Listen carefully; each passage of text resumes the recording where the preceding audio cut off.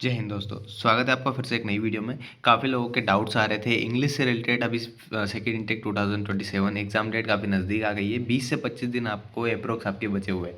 ठीक है, अब आप लोग सोचोगे मैं 20 से 25 दिन क्यों जोड़ रहा हूँ, क्योंकि बीच में रक्षाबंधन भी है। उसके बाद एक दो दिन आपका काम भी रहता है, एक दो दिन आपका मन नहीं करता है, तो इस कारण से 20 से 25 दिन बचे हुए हैं। तो इसमें आपकी क्या स्ट्रेटेजी रहनी चाहिए, ताकि अभी यदि आपका मान लो 12-15 स्कोर आ रहा है तो आप उसको 17-18 तक या 20 आउट ऑफ 20 लेके जा सको, और जिनका 9-10 आ रहा है वो कम से कम एटलीस्ट 15-17 नंबर तो स्कोर कर पाए। ठीक है, तो आज की वीडियो काफ़ी इंपॉर्टेंट होने वाली है, क्योंकि एग्जाम काफ़ी नज़दीक आ गया है। ठीक है, सबसे पहले मैं बता देता हूँ इस वीडियो में हम क्या क्या कवर करने वाले हैं। ठीक है, सबसे पहले तो स्कोर नहीं बढ़ रहा है। ठीक है, इसका क्या रीज़न है, आपका इंग्लिश में वोकेब बिल्कुल नहीं पढ़ी है। काफ़ी लोगों का डाउट आ रहा था, मैंने काफ़ी लोगों का देखा है कि वोकेब भैया हमने बिल्कुल नहीं की है, तो अब लास्ट के टाइम में हम क्या करें। ठीक है, साथ ही साथ एक अनसीन पैसेज सोल्व नहीं होते, तो उसके लिए क्या क्या एक उपाय रहेगा, कैसे आप सोल्व करते थे। ठीक है, तो ये सारे पॉइंट यहाँ पे क्लियर होने वाले हैं। ठीक है, तो मैं बता देता हूँ, मैं संजू 2 से 3 बार एग्जाम दे चुका हूँ, तो उसी के बिहाफ पे मैं आपको ये शेयर कर रहा हूँ। ठीक है, तो मैंने जैसे बताया कि जिनका 9-10 या 12 स्कोर आ रहा है वो कैसे 17-18 या 20 आउट ऑफ 20 स्कोर कर पाएंगे 20 दिनों में,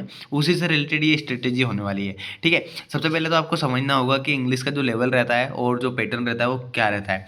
तो मैं इजी ऊपर ऊपर से बताऊँ तो आपका जो ग्रामर, पैसेज और PQRS हो गया पैसेज में, और वोकेबलरी रहता है। ठीक है, ये रीडिंग कॉम्प्रिहेंशन हो गया, ये ग्रामर हो गया, ये वोकेबलरी हो गई। ठीक है, ग्रामर के आपके 9 से 10 क्वेश्चन आते हैं। अब ये डायरेक्टली नहीं आएंगे कि यार बताओ कि ये क्या है ये क्या है, ये फिल इन द ब्लैंक्स में आ सकते हैं, और उसके बाद इरर्स में आ सकते हैं। 2-4 क्वेश्चन आएंगे, जैसे एक्टिव एक्टिव पैसिव हो गया, इनडायरेक्ट इनडायरेक्ट हो गया, वो डायरेक्ट क्वेश्चन आएंगे। बाकी जो उधर है ना, वो आपको आएंगे इरर और फिल इन द ब्लैंक्स में। ठीक है, तो आपको थोड़ा सा ध्यान रखना है इरर में या स्पॉटिंग द इरर्स।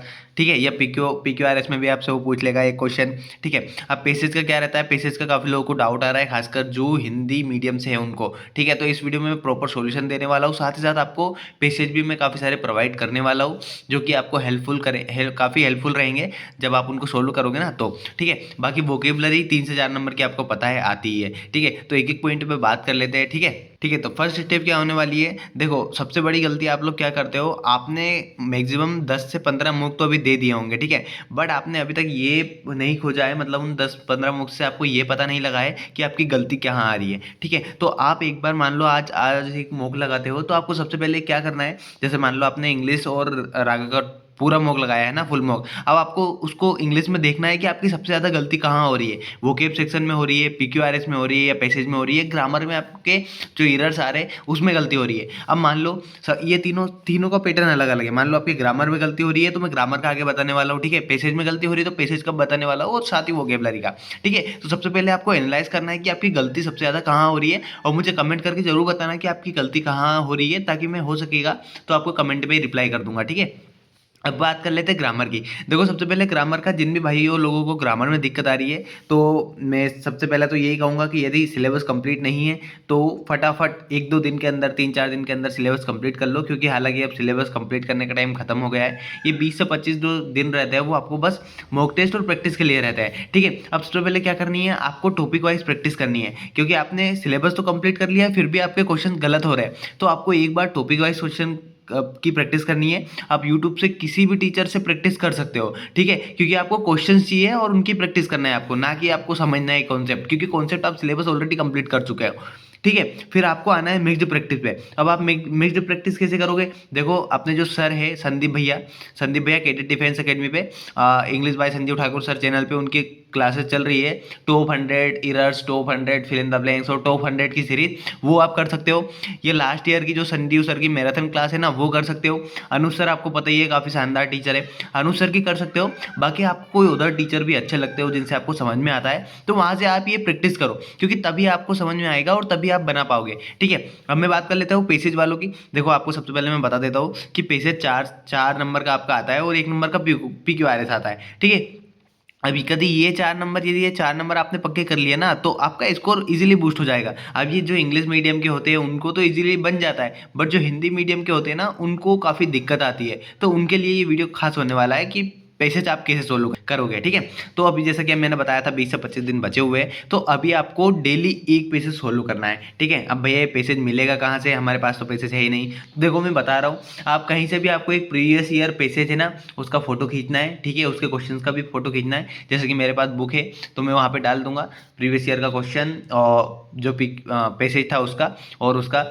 जो रहता है क्वेश्चंस का, तो वो आपको देखना है एक बार कि उसका पैटर्न क्या है, उसका लेवल क्या है। फिर उसी को आपको चैट जीपीटी पे अपलोड कर देना है, ठीक है। और उससे बोलना है कि इसी लेवल का सेम डिफरेंट टाइप में, मतलब इसी लेवल का डिफरेंट टॉपिक पे आपको पैसेज बना के दे। देखो मैंने सेकंड पॉइंट यही लिखा है कि आपको टेलीग्राम पे मिल जाएगा मेरे, या तो मैं निकाल के दे दूंगा आपको 10-15 पैसेज, या आप खुद ही चैट जीपीटी या जेमिनी जो भी आप एआई यूज करते हो उस पर जाना है और वो फोटो अपलोड करना है जो हमने लास्ट ईयर अटेम्प्ट किया था, ठीक है। और उसी के लेवल का आपको बोलना है कि इसी के लेवल का हमें सेम पैसेज आप प्रोवाइड करें, ठीक है। तो वो आपको चैट जीपीटी क्वेश्चन के साथ ही पैसेज प्रोवाइड कर देगा, ठीक है। यदि नहीं होते हैं तो आप मुझे कमेंट कर देना, तो मैं आपको 10 अनसीन पैसेज जो अभी तक आए नहीं है वो मैं आपको बना के दे दूंगा। साथ ही साथ मैं एक वीडियो अनसीन पैसेज पे भी ले आऊँगा कि आपको कैसे टैकल करना है और कितना टाइम आपको बचना चाहिए अनसीन पैसेज के लिए, ठीक है। बाकी यदि PQRS में आपकी गलती हो रही है ना, तो 5 से 10 PQRS डेली सॉल्व करो, क्योंकि 1 नंबर का कंफर्म है ही आना, ठीक है। मान लो इंग्लिश मीडियम वाले तो ईजिली बना लेते हैं, इतना टफ भी नहीं आता है PQRS,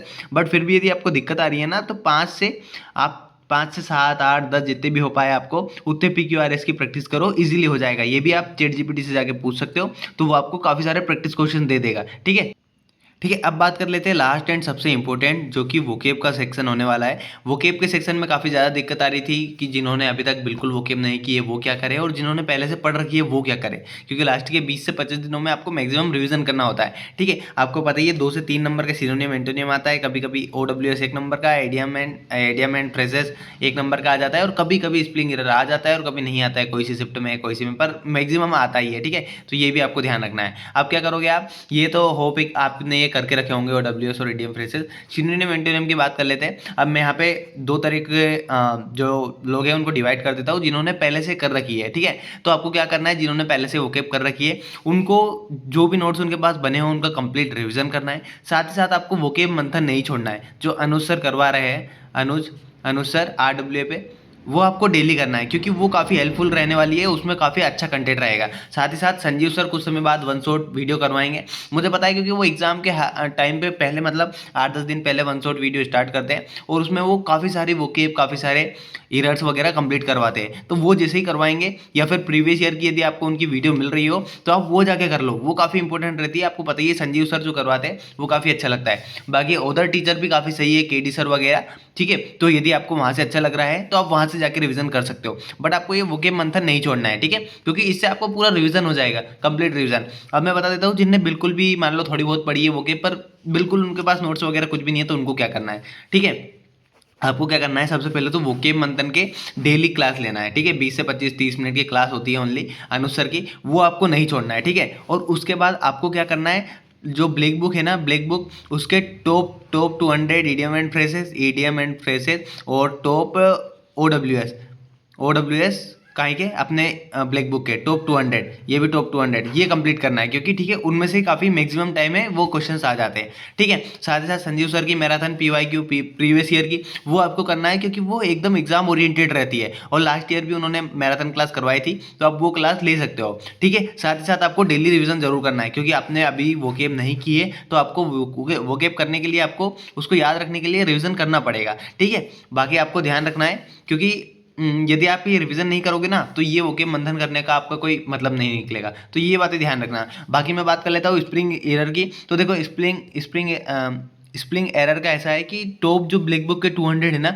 वो आप कर लेना। तो मैं इसका टेलीग्राम पे जो ब्लैक बुक का है उसका स्प्रिंग एरर का फोटो मैं डाल दूंगा वहाँ पे, तो आप वहाँ से प्रैक्टिस कर लेना, क्योंकि उसमें से मैक्सिमम टाइम फंस जाता है। क्योंकि मैंने 3 बार एग्जाम दिए, तो 2 टाइम तो मेरे उसमें से उसी में से आया था, ब्लैक बुक में से, ठीक है। तो उस हिसाब से बता रहा हूँ, टॉप 200 है उसमें, तो वो आप टॉप 200 कर लेना। यदि आपकी किस्मत रही तो अच्छा होगा, आ जाएगा। यदि नहीं रहती है तो बाकी कुछ बेसिक वर्ड आते हैं जो कि हम इजीली पढ़ते रहते हैं, तो वो आप इजीली बना लोगे, ठीक है। तो एक बार मैं समराइज कर देता हूँ। देखो, जिनका ग्रामर में दिक्कत आ रही है वो प्रैक्टिस करो, मैक्सिमम इजीली आपका हो जाएगा। 20 से 25 दिन अभी बचे हुए हैं। पैसेज और PQRS में जिसको दिक्कत आ रही है वो मुझे टेलीग्राम पे मैसेज कर देना।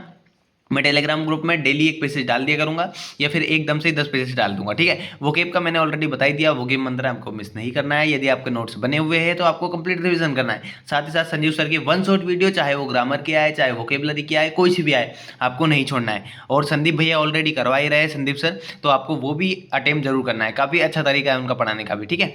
बाकी इससे अलावा कोई भी डाउट रहता है तो मुझे कमेंट करके जरूर बताना। मिलते हैं एक नेक्स्ट वीडियो में। जय हिंद।